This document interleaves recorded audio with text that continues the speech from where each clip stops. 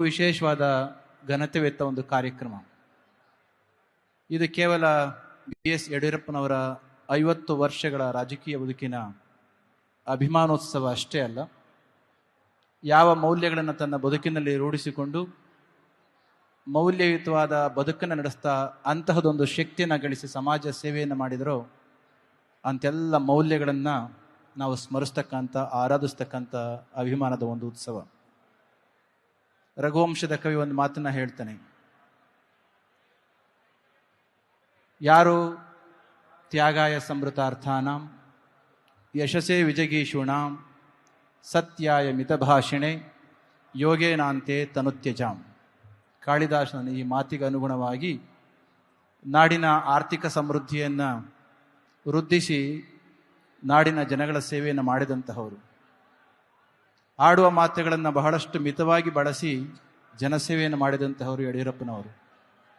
ಜಗದ ಜನಗಳ ನೋವನ್ನು, ದೀನದಲಿತರ ನೋವನ್ನು ಅರ್ಥ ಮಾಡಿಕೊಂಡು ಪರಿಹಾರವನ್ನು ಮಾಡಿದಂತಹವರು.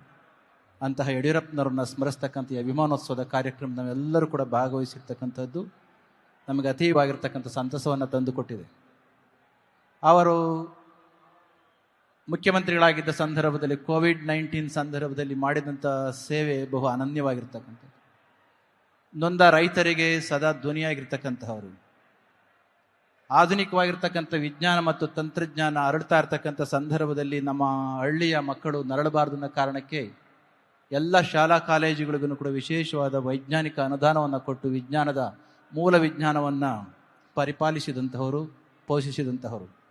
ಅಂತಹ ಯಡಿಯೂರಪ್ಪನವರನ್ನು ಸ್ಮರಿಸ್ಕೊಳ್ತಕ್ಕಂಥ ಜನಸಾಗರದ ಮಧ್ಯದ ಈ ಕಾರ್ಯಕ್ರಮದಲ್ಲಿ ಭಾಗವಹಿಸಿದ್ದು ನಮಗೆ ಅತೀವಾಗಿರ್ತಕ್ಕಂಥ ಸಂತಸವನ್ನು ತಂದಿದೆ. ಇದೇ ಸಂದರ್ಭದಲ್ಲಿ ನಾಡಿನ ಸಮಸ್ತ ಯತಿಶ್ರೇಷ್ಠರು ಆಗಮಿಸಿ ಅವರಿಗೆ ಆಶೀರ್ವದಿಸ್ತಾ ಇರತಕ್ಕಂಥದ್ದು ಅವರ ಇಷ್ಟು ವರ್ಷದ ಬದುಕಿಗೆ ಒಂದು ಘನತೆಯನ್ನು, ಮಾನ್ಯತೆಯನ್ನು ತಂದುಕೊಂಡದ್ದಾಗಿದೆ. ಇಂತಹ ಕಾರ್ಯಕ್ರಮಕ್ಕೆ ನಾಡಿನ ದೇಶದ ಗೃಹ ಮಂತ್ರಿಗಳು ಕೂಡ ಬರ್ತಾ ಇರತಕ್ಕಂಥದ್ದನ್ನು ಈಗಾಗಲೇ ಹೇಳಿದಾಗೆ ಈ ಕಾರ್ಯಕ್ರಮ ಕೇವಲ ನಮ್ಮ ಕರ್ನಾಟಕಕ್ಕಲ್ಲ